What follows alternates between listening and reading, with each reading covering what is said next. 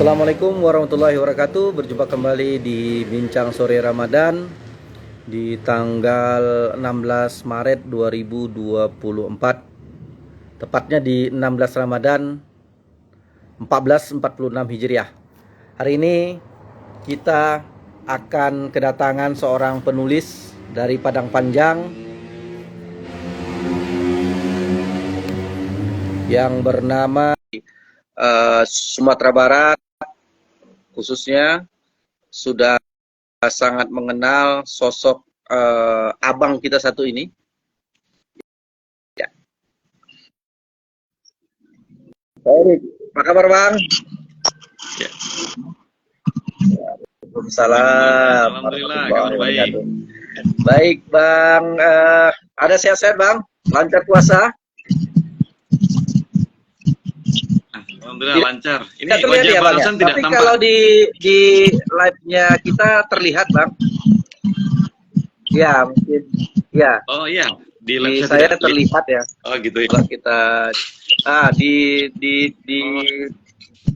punya saya terlihat. Bentar, Bang.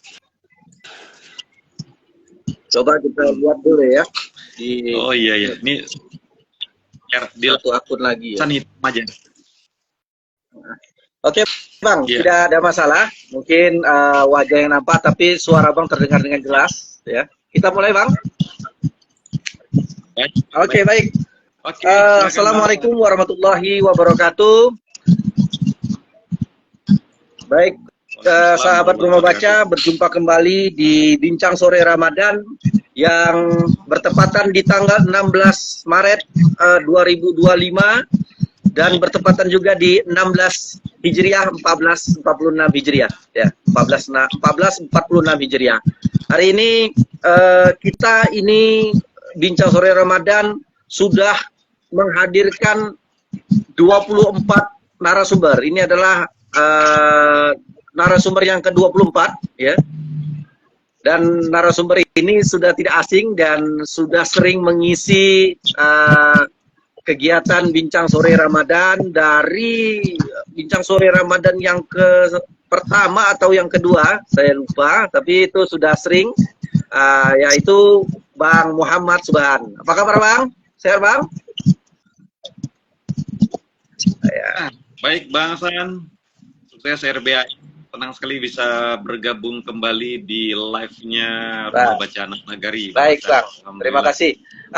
Baik, sahabat Rumah Baca, hari ini temanya adalah menulis kreatif dan peluang mendapat cuan di era digital. Ya, jadi kalau boleh saya mungkin ini bukan Bang Subhan yang memperkenalkan diri, tapi saya sebagai moderatornya yang akan memperkenalkan. Ya, kita pasti sudah mengenal Muhammad Subhan, seorang penulis bagian literasi yang berdomisili di kaki gunung Singgalang ya. Itu tepatnya di Padang Panjang ya.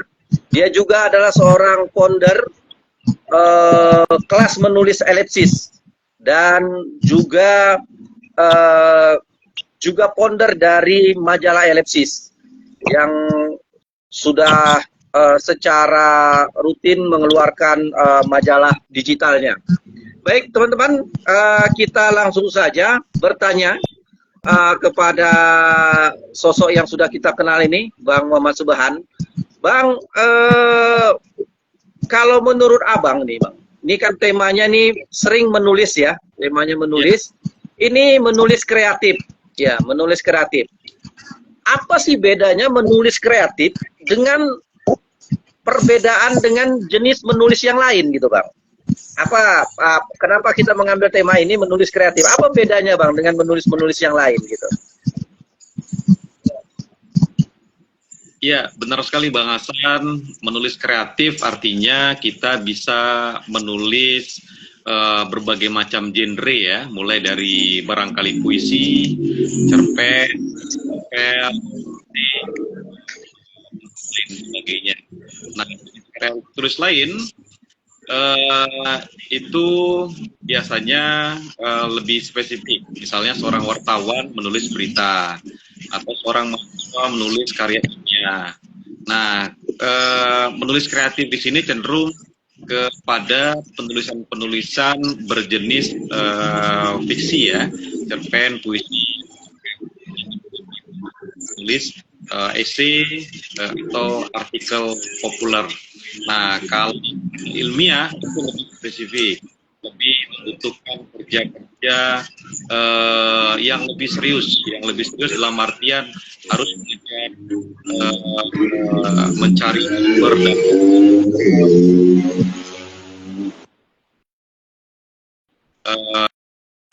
layak disebut sebagai sebuah karya ilmiah.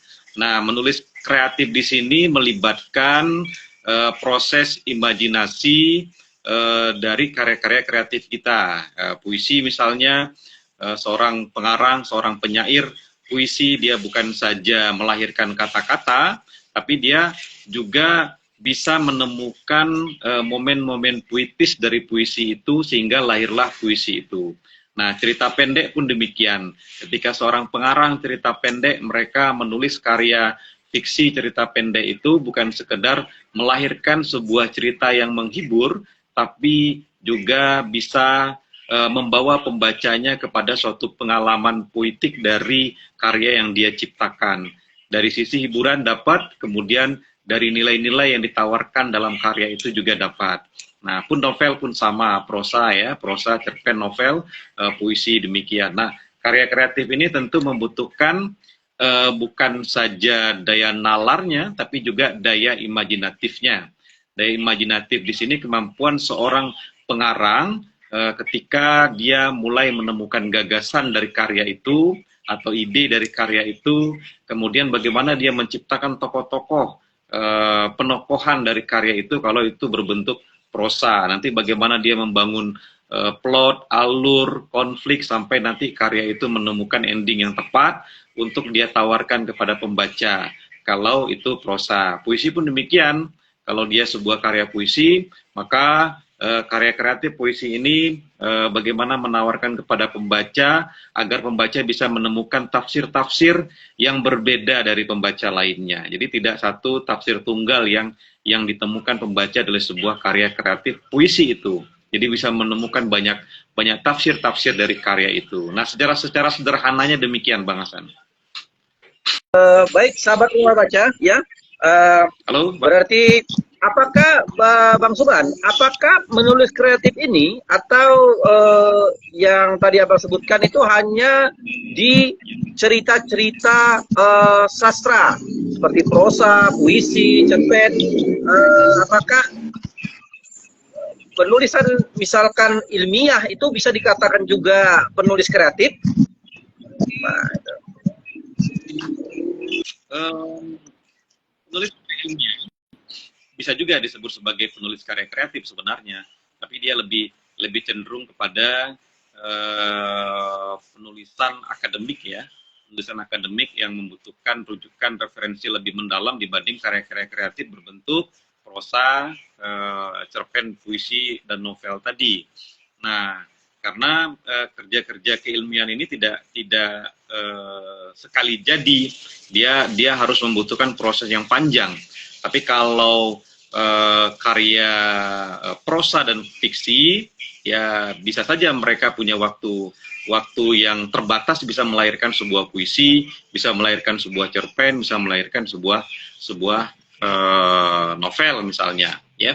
Tapi kalau sebuah karya ilmiah itu kerjanya lebih panjang, Bang Hasan. Tapi dari cara mereka menemukan masalah dalam penelitian mereka, kemudian bagaimana cara menuliskannya itu bisa masuk juga dari cara kerja kreatif dari seorang penulis karya ilmiah itu. Begitu. Baik, sabar membaca. Jadi bisa saja karya ilmiah itu menjadi termasuk menulis kreatif ya. Tetapi karena prosesnya panjang, jadi biasanya menulis kreatif itu pada karya-karya puisi, sastra, cerpen, novel, dan sebagainya. Baik, Bang Subhan. Ini apa ya, seberapa besarkah peluang menulis kreatif dapat menghasilkan nih, langsung ke tema judulnya nih.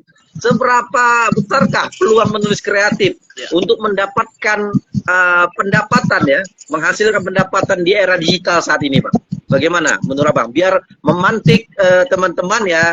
Oh, berarti ada nih menulis ini bisa menghasilkan uang gitu. Bagaimana, Bang? Ya, benar sekali Bang Hasan. Jadi era digital ini peluang dan tantangan bagi penulis. Nah, ketika pertama sekali pandemi masuk ya ke Indonesia, itu banyak penulis terguncang. Nah, kenapa terguncang?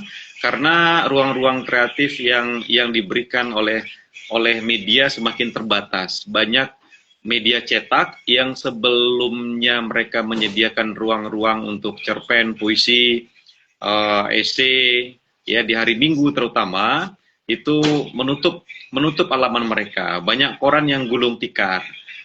Banyak penerbitan juga demikian. Penerbitan, percetakan juga banyak gulung tikar karena efek domino dari pandemi yang begitu masif sekali. Nah, itu tantangannya. Tapi ketika pandemi ini membuka bilik-bilik digital, mengakibatkan banyak orang lebih kreatif bagaimana mereka bisa mendapatkan atau menggali pundi-pundi uang dari kerja-kerja kreatif kepenulisan mereka. Lalu muncullah banyak platform digital yang memberikan ruang bagi penulis untuk mengirimkan karyanya, kemudian dari platform digital itu bisa mendapatkan uang. Ya, misalnya kalau disebut beberapa brand platform, misalnya KBM, ya, Vizo, Novel, ya, Novel Web dan lain sebagainya. Nah, beberapa teman-teman yang sudah masuk ke ranah platform-platform itu, mereka bisa menerbitkan novel-novel digital, kemudian mengunci novel mereka dan orang yang membaca karya mereka bisa memberikan semacam koin, lalu mereka mengumpulkan pundi-pundi uangnya dari situ. Tapi itu salah satu saja dari peluang yang bisa didapatkan di era digital seorang penulis.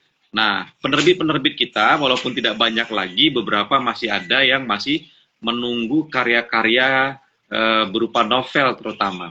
Kalau cerpen, puisi agak sedikit sulit ya, agak sedikit sulit mendapatkan peluang terbit. Tapi kalau novel itu masih besar peluang di penerbit-penerbit mayor seperti Gramedia, Bentang, Mizan, dan lain sebagainya. Mereka masih memburu novel-novel yang berkualitas. Kemudian novel itu bisa berpeluang untuk difilmkan dan lain sebagainya, atau dialihwahanakan ke berbagai media. Nah, kemudian tentu di era digital ini, selain di penerbit mayor tadi yang mereka memberikan royalti, peluang-peluang menerbitkan buku secara self-publishing ini juga besar. Self-publishing artinya si penulis bisa menerbitkan karyanya sendiri. Misalnya memakai merek brandnya Rumah Baca Anak Nagari, misalnya RBAN Publishing. Nah, bisa RBAN membuat penerbit sendiri, kemudian mengusulkan ISBN-nya sendiri, lalu tentu menjual bukunya sendiri. Nah, menjual bukunya di era digital ini pun peluangnya besar.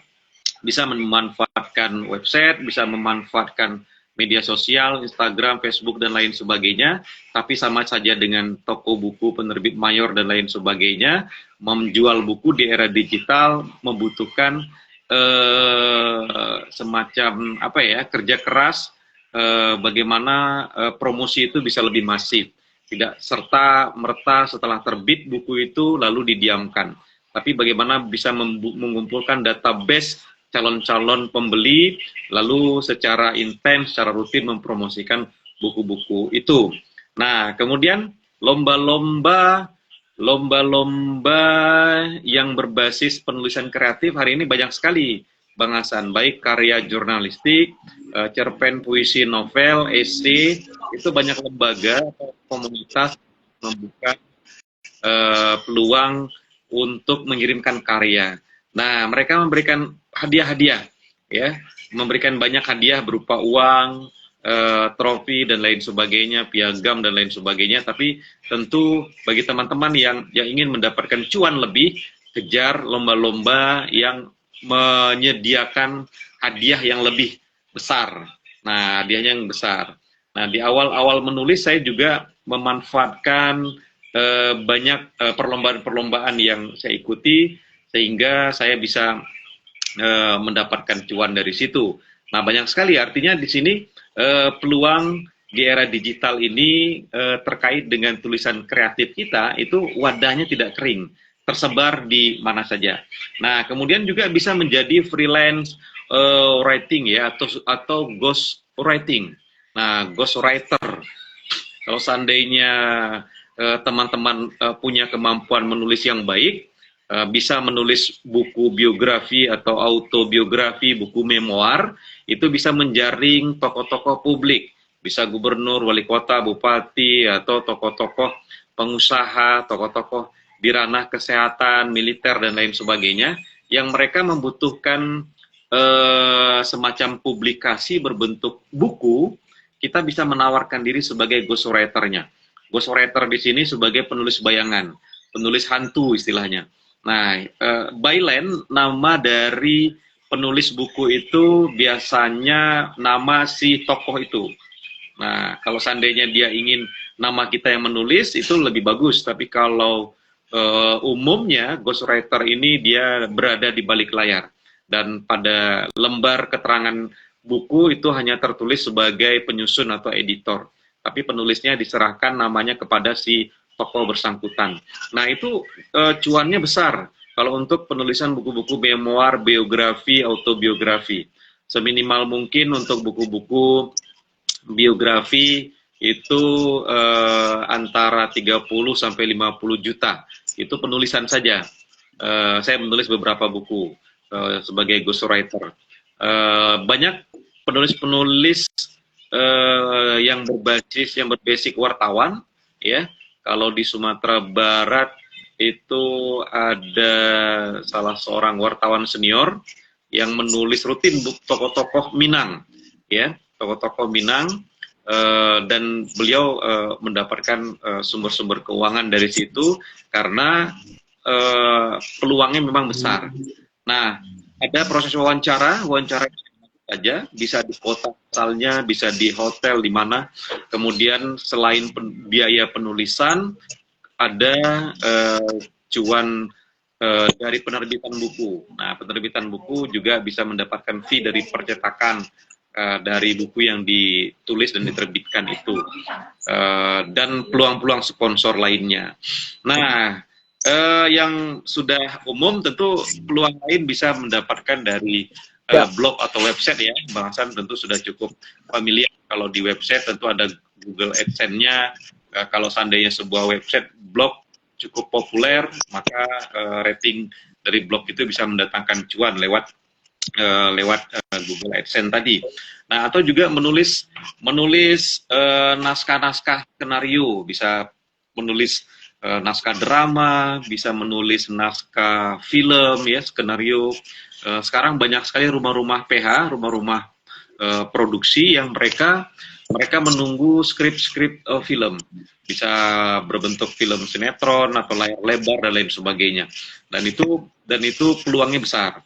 Nah, novel-novel ditulis oleh novelis itu juga bisa ditawarkan dalam bentuk skrip film ke rumah-rumah produksi itu. Banyak novel-novel Indonesia yang dialihwahanakan ke film layar lebar.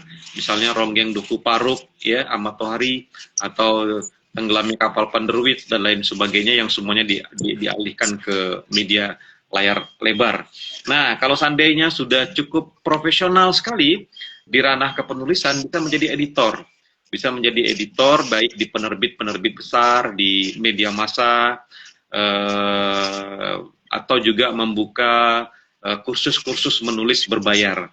Nah, banyak peluang-peluang yang bisa didapatkan di era digital ini, Bang Hasan. Tinggal bagaimana kembali kepada kata kreatif tadi, tidak diam, tidak hanya menunggu mengirimkan karya ke koran.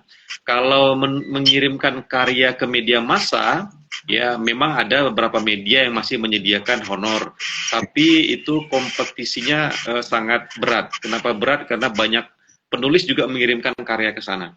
Kalau lolos, misalnya di Jawa Pos saya mengirimkan puisi, itu honornya 500.000 potong pajak.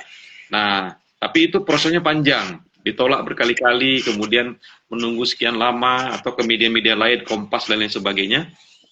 Itu prosesnya panjang, dan cuannya tidak seberapa. Tapi sebagai brand, untuk mencari branding, bagus untuk mengirimkan karya ke media. Tapi media bukan satu-satunya dalam upaya untuk mengumpulkan cuan di ranah menulis kreatif Baik, ini. baik, Nah, begitu dari sahabat besarnya Bang Hasan. Rumah Baca, sudah dijelaskan panjang lebar oleh Bang Subhan bahwa menulis ya, menulis ini adalah kemampuan yang tidak habis-habisnya ya, walaupun sudah bertransformasi dari media cetak menjadi media digital ya, tetap seorang penulis tetap bisa berkarya ya, tetap bisa menghasilkan uang dari kemampuan atau kompetensi yang dia miliki, yaitu menulis. Baik, Bang Subhan, bagaimana nih? Nih keterampilan dasar yang perlu dikuasai seorang penulis itu apa saja? Biar dia menjadi keterampilan dasar ya, sebagai seorang penulis kreatif itu. Agar tulisannya menarik itu apa saja yang dibutuhkan, Bang? Iya, menulis ini tidak bisa lepas dari membaca, Bang Hasan. Maka saya sangat gencar ini, baca, menulis, membaca, menulis. Isi dari kepingan logam, uang, ya, dan sisi sebelahnya adalah menulis. Jadi keduanya tidak bisa dipisahkan. Jadi seorang penulis yang hebat, dia adalah seorang pembaca yang hebat. Jadi dia membaca, baru menulis. Jadi kalau perbandingannya itu 9 kali membaca, 1 kali menulis. Artinya seorang penulis dia harus menguasai banyak informasi, banyak kosakata, banyak bahan.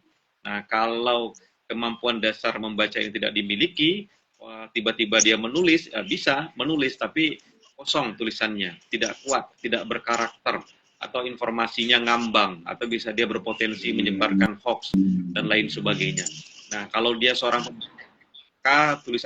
tulisannya pun akan hebat, bernas, tajam, bergizi, berdaging, dan lain sebagainya istilahnya itu.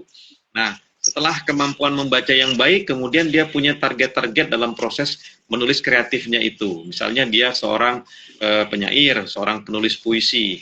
Nah, dia harus punya target-target kapan dia harus menghasilkan karya itu. Jadi ada waktu-waktu khusus yang dia berikan kepada dirinya agar bisa lahir. Penulis cerpen, novel, dan karya-karya lain ya juga demikian. Jadi menyediakan ruang khusus, menyediakan waktu. Nah, kemudian persediaan alat. Alat di sini artinya bagaimana dia bisa mengetik tulisan itu dengan perangkat alat yang tersedia ya, mulai dari komputer barangkali atau laptop. Kalau dulu ngetik di mesin ketik dan lain. Nah, kemudian setelah ketersediaan alat, ya tentu saja bagaimana kemampuan ia menjadi editor bagi karyanya. Seorang penulis yang bagus, dia adalah editor yang bagus bagi karyanya. Karena belum tentu karya kita ketika dieditori oleh orang lain, walaupun dia seorang editor yang berkelas gitu, belum tentu apa yang kita inginkan sesuai dengan apa yang diinginkan oleh editor. Nah, jadi kalau saya lebih cenderung naskah saya itu diedit oleh saya sendiri. Kitalah pertama yang menjadi editor itu. Walaupun kemudian nanti akan diedit juga oleh editor sungguhan kalau karya kita sampai ke penerbit mayor misalnya. Novel saya Rumah di Tengah Sawah diterbitkan di Balai Pustaka, itu diedit oleh editor di Balai Pustaka. Saya serahkan sepenuhnya. Nah, kalau sudah memiliki kemampuan-kemampuan ini, saya kira peluang-peluang yang tadi sudah kita jabarkan itu terbuka lebar. Kalau seandainya dia menjadi ghostwriter, dia sudah menjadi penulis yang mapan untuk menulis biografi seorang tokoh. Kalau dia mengirim karya ke media pun demikian. Peluang karyanya cepat terbit itu lebih lekas ya, lebih cepat. Kalau dia menjadi seorang jurnalis, wartawan, tidak terlalu banyak penyuntingan dari redaktur dia di media. Nah, nanti seandainya dia menulis secara akademik, menulis karya ilmiah, tidak ada hambatan-hambatan lain yang menghalangi dia ketika dia menulis karya ilmiah itu. Nah, terkait karya ilmiah ini, tentu kalau di perguruan tinggi, kalau mahasiswa tidak punya kemampuan dasar menulis ini, ketika dia masuk ke karya ilmiah, akan gampang. Menulis makalah akan gampang.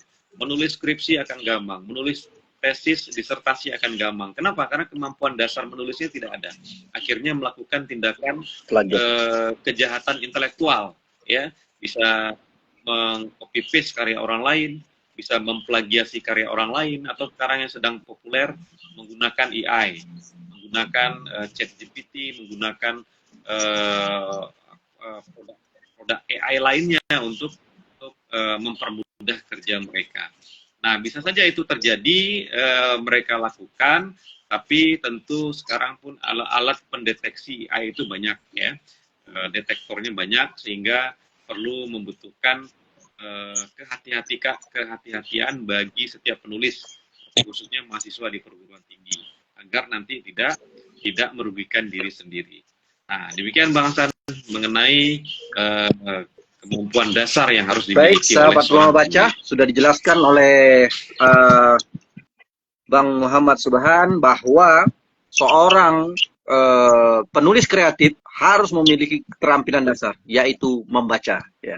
Jadi kalau ibaratnya perbandingan 9 kali membaca, baru menulisnya 1 kali, ya. Ini 9:1. Ya. Jadi memang hari-hari seorang penulis harus terus membaca.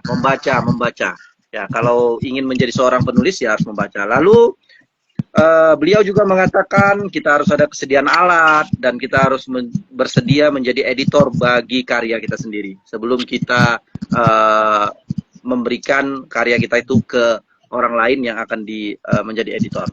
Baik, Bang. Selanjutnya, pertanyaan selanjutnya ini, bagaimana Bang kita, ya, menemukan ide tulisan, ya, ide tulisan ini yang dapat diterima, ya, bagi ya, karena kita menghasilkan cuan, ya, berarti kita harus marketnya, ya, sesuai dengan marketnya hari ini, berarti sesuai dengan tren hari ini. Jadi bagaimana menemukan ide tulisan yang orisinal dan sesuai dengan tren? Ya, setiap penulis mereka punya semacam ideologi, ya, Bang Hasan. Jadi ada penulis yang mementingkan pangsa pasar hanya untuk menyalur dia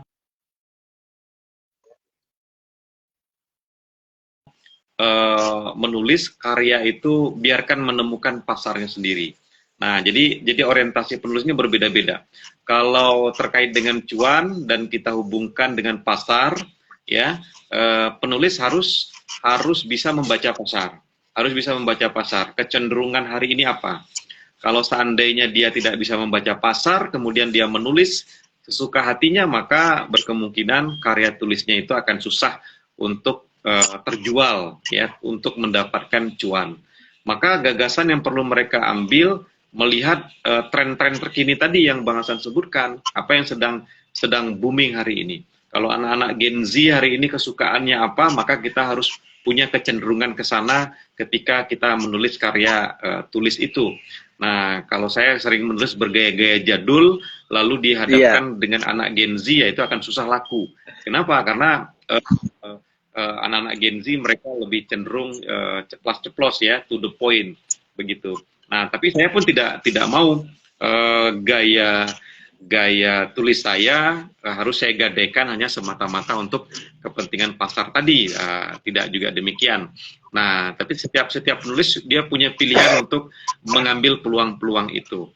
Nah, itu ketika kita menjual karya tulis kita ini, ya, dari sekian banyak poin yang sudah dijabarkan tadi, poinnya adalah bagaimana kita bisa melihat realitas kekinian yang sedang terjadi agar mudah diterima oleh penerbit. Artinya harus up to date dengan kondisi kekinian. Kalau sudah terjadi lampau itu akan susah.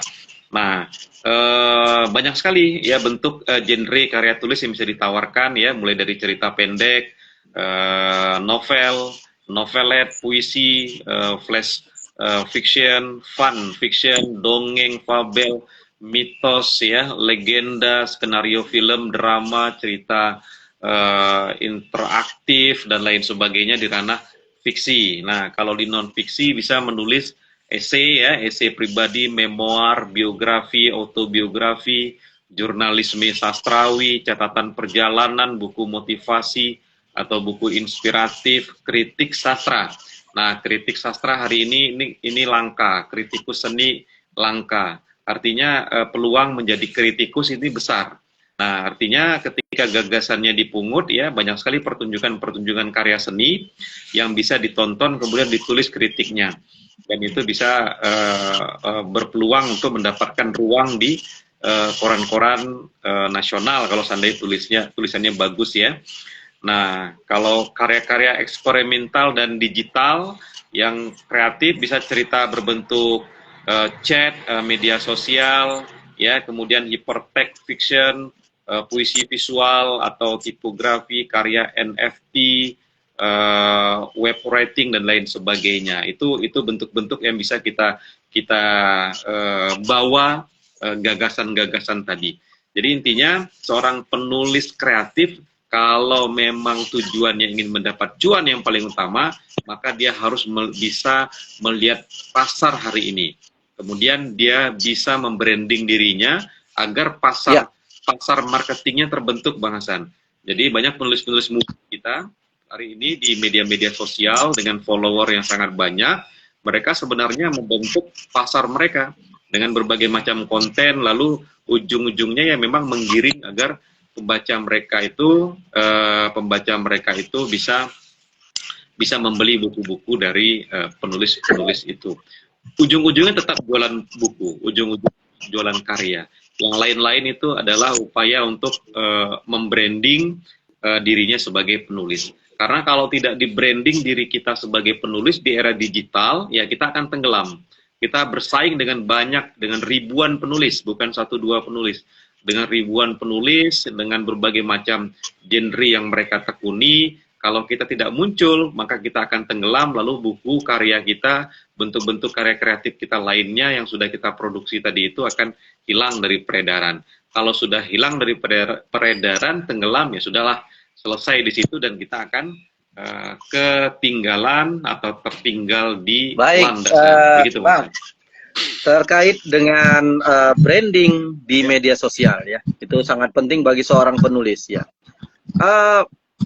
Jadi bagaimana nih Bang? Bagaimana ya cara kita untuk membangun branding, personal branding sebagai penulis kreatif di media sosial? Nah, ada nggak Bang tekniknya gitu ya? Ada nggak caranya ya, tips dan triknya agar kita tetap abadi ya di dunia kepenulisan? Karena hari ini pastinya dunia digital membuka ruang selebar-lebarnya untuk kita personal branding. Nah, itu. Bagaimana itu, Bang? Benar. Jadi terkait branding ini, Bang Hasan, tidak hanya penulis, tapi semua kerja-kerja kreatif lainnya bisa melakukan itu. Jadi yang perlu dipahami ada 2 hal. Pertama, personal branding. Kemudian yang kedua, corporate branding. Nah, personal branding ini kita dikenal sebagai apa? Sebagai penulis, sebagai pegiat literasi, sebagai apa begitu. Nah, itu tentu orang mengenal kita karena ada yang kita kerjakan. Misalnya brandingnya sebagai seorang penulis karena kita rutin menulis, ada produk karya tulis, karya kita tersebar di berbagai media massa ataupun di platform digital. Maka disebutlah kita sebagai penulis. Kalau pegiat literasi, kita rutin melakukan berbagai macam kegiatan literasi, punya taman baca, menggerakkan literasi di masyarakat dan lain sebagainya. Kalau seorang pengusaha, pebisnis, ada usaha yang kita jalankan dan lain sebagainya. Itu adalah branding yang dilekatkan bagi seseorang. Nah, dikaitkan simbol, tidak yang dia miliki, sehingga layaklah dia disebut sebagai penulis, pegiat literasi, sebagai pengusaha, sebagai apapun dari kerja-kerja kreatif yang dia lakukan. Nah, untuk media sosial tentu terbuka sekali personal branding ini bisa kita sebarkan ya lewat media sosial. Nah, yang kedua tadi corporate branding. Corporate branding artinya komunitas atau di mana kita bergiat atau usaha yang kita kerjakan kalau dia seorang pebisnis. Nah, komunitas di sini adalah penguat dari personal branding. Tidak serta-merta berdiri sendiri, saling melengkapi antara satu dan corporate branding masa akan semakin luas. Anggota-anggota kita di komunitas akan bisa lebih menyebarkan karya kita, menyebarkan siapa kita, ya brand kita dan lain sebagainya. Jadi kedua hal ini bisa memanfaatkan media sosial tadi. Nah, tapi tentu yang pertama menentukan identitas kita sebagai penulis yang akan di branding tadi. Nah, kita sebagai penulis apa dikenal? Apakah sebagai penulis karya fiksi, sebagai penulis non-fiksi, puisi, skenario, atau semuanya? Kalau semuanya kan akan bingung ya menentukan dia ini penulis apa begitu. Nah, jadi lebih bagus kalau salah satu menonjol ya. Salah satunya menonjol misalnya dia seorang novelis, maka dia dikenal brandnya sebagai novelis. Atau dia banyak menulis puisi, membaca puisi, dia seorang penyair, atau dia cerpenis, dia seorang cerpenis. Nah, tapi kalau dia menulis semuanya, saya juga menulis semuanya, ya lebih cenderung ke penulis saja. Ya, tidak harus novelis, tidak harus penyair, tidak harus cerpenis, tidak harus sastrawan, cukup sebagai penulis saja brandnya. Nah, saya pun membawa kemana-mana sebagai penulis, pegiat literasi, founder sekolah menulis, Ellipsis, atau sebagai ownernya majalah digital Ellipsis. Nah, itu adalah brand-brand yang saya tempelkan. Nah, kemudian tentu persona atau nilai yang ingin kita bangun di media sosial kita itu, ya, itu adalah citra kita di media sosial, ya, bagaimana gaya penulisan kita di media sosial kita itu. Itu akan terbaca lewat tulisan-tulisan kita. Dia seorang intelek, atau dia seorang humoris, atau dia seorang yang inspiratif, atau dia seorang penulis misterius atau penulis horor, ya. Orang akan membaca itu. Nah, kalau saya misalnya menulis cerita Kurau, Kukari, Teh Telur, nah itu cenderung humoris ya. Hal-hal yang humoris, nggak perlu yang berat-berat. Nah, kalau platformnya tentu banyak sekali hari ini menyediakan ruang bagi upaya untuk membangun brand.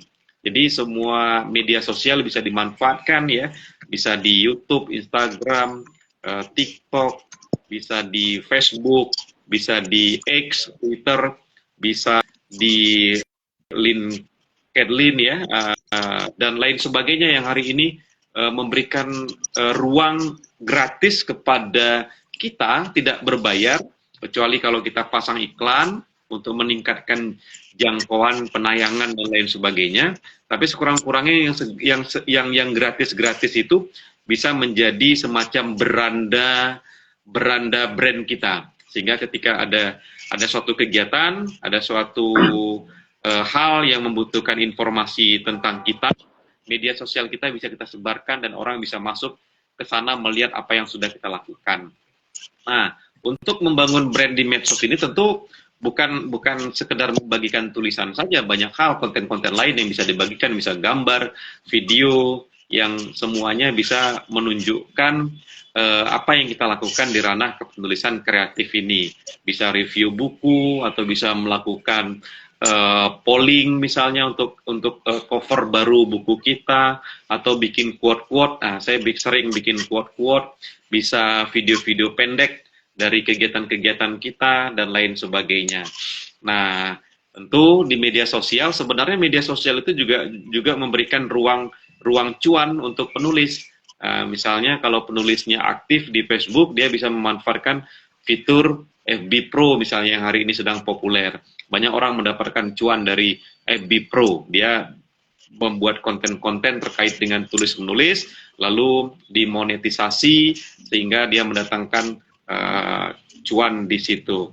Nah, jadi silakan memanfaatkan fitur-fitur monetisasi di seluruh media sosial.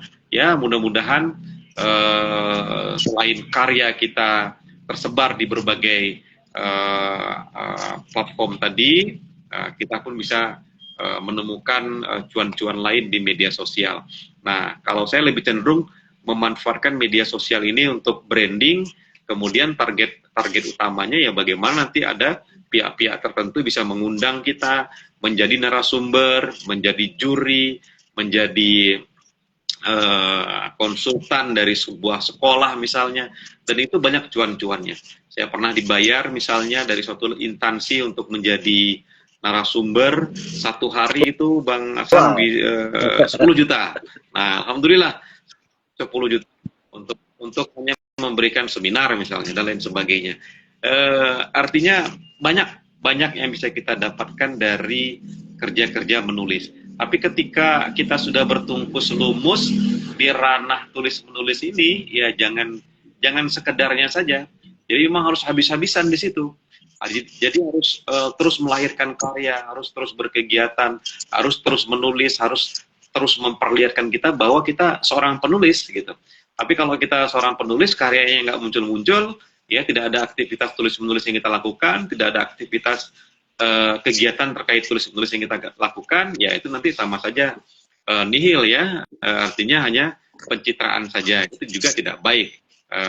Alangkah bagusnya kalau brandnya jalan, kemudian produk dari karya itu juga jalan. Nah, lalu kalau sudah jalan kedua-duanya, maka karpet merah akan terbentang.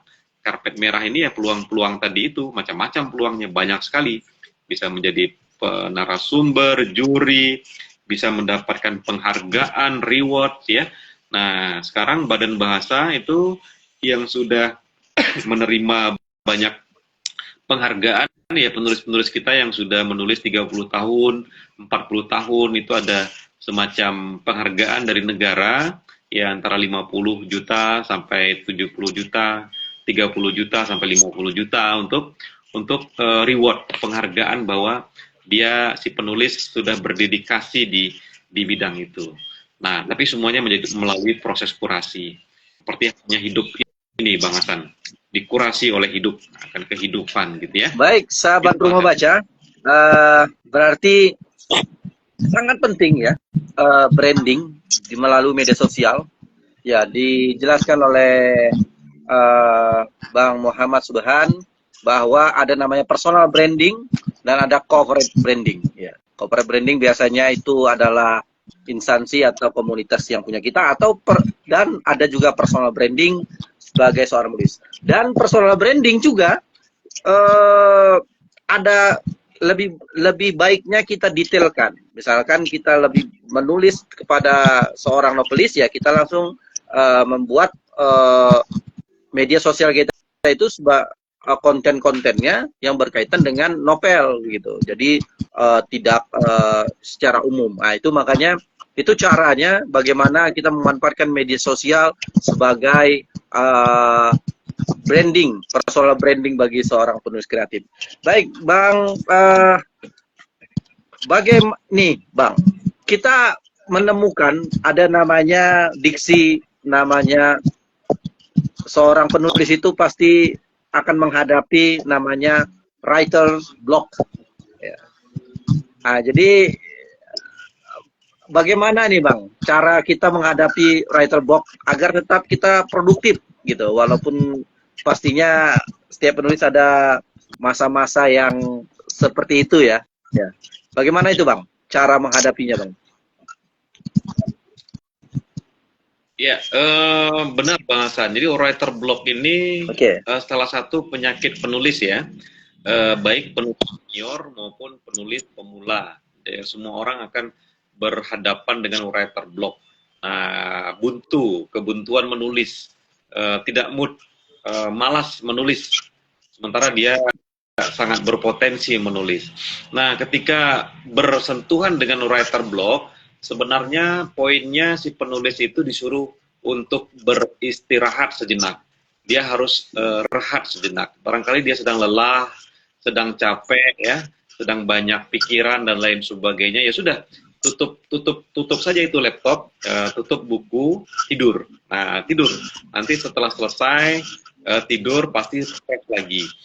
Nah, kalau tidak juga lakukan aktivitas-aktivitas lain, misalnya jalan-jalan, ya, traveling, pasti banyak menemukan ide di sepanjang perjalanan, atau mengikuti pertemuan-pertemuan, diskusi, seminar, peluncuran buku dan lain sebagainya, atau juga bisa nonton film. Banyak film-film inspiratif yang melahirkan ide-ide baru dari film itu. Nah, banyak cara bisa dilakukan oleh seorang penulis ketika dia terbentur oleh writer block. Yang penting dia tidak berhenti menulis selama-lamanya karena dia sudah berkomitmen sebagai seorang penulis. Tapi ada cara-cara lain, misalnya barangkali dia sudah bosan dengan gaya penulisannya, ya, barangkali perlu untuk mengubah pola menulisnya, agar bisa berbeda dari tulisan-tulisan sebelumnya. Bisa membaca karya-karya maestro, ya, bisa kita epigon sejenak, mengikuti gaya-gaya, misalnya kalau dia menulis puisi, dia mau ikut gaya-gaya Jokpin misalnya, boleh. Mau ikut-ikut gaya-gaya Gunawan Muhammad misalnya, atau gaya Taufik Ismail, boleh. Tapi itu hanya sebatas proses pembelajaran saja untuk sejenak mengikuti gaya maestro. Tapi nanti dalam proses lanjutannya dia harus lepas dari epigon tadi, dari mengekor tadi. Dia harus menemukan gaya dia sendiri, sehingga nanti ketika dia sudah berjalan proses menulis itu tidak terblok lagi, tidak terbentur lagi, karena setiap penulis pasti menemukan titik jenuhnya, titik kulminasi bosannya dan lain sebagainya. Jadi banyak kiat yang bisa dilakukan oleh seorang penulis sehingga dia tidak bosan, tidak jenuh, dan barangkali bisa juga melakukan interaksi dengan penulis-penulis lain, berkunjung ke rumah-rumah penulis untuk melihat bagaimana mereka menulis, untuk berbagi ide pengalaman dari si penulis senior itu, melihat koleksi buku-bukunya, ya, atau juga bisa bergabung di komunitas-komunitas penulis yang hari ini banyak sekali. Di komunitas-komunitas penulis itu mereka bisa menemukan teman-teman yang sama-sama menghadapi masalah yang sama, tapi di komunitas itu bisa juga menemukan solusi-solusinya.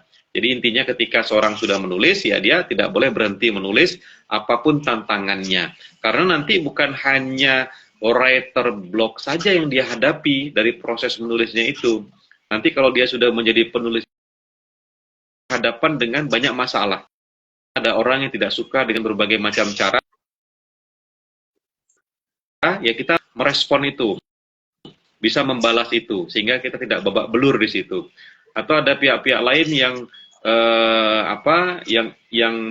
tidak senang dengan kita, ya kita juga bisa memberikan tanggapan-tanggapan yang cerdas, bernas lewat tulisan-tulisan kita, sehingga kita tetap dicap, diklaim sebagai penulis yang berintegritas, yang karya-karyanya itu ya layak baca. Baik, sahabat Rumah Baca, sudah jelaskan kalau kita menghadapi writer block, ya kita bisa, sarannya Bang Subhan itu tidur, ya, istirahat, lalu kita traveling, jalan-jalan, ya, lalu hadiri diskusi, ya, lalu nonton film, ya, pergi ke penulis, ya, lihat proses-proses kreatif yang dilakukan penulis lain, ya, penulis-penulis yang sudah maestro, itu bisa dilakukan. Jadi kalau menemukan kasus atau menghadapi writer block bisa melakukan hal-hal tersebut. Baik, Bang.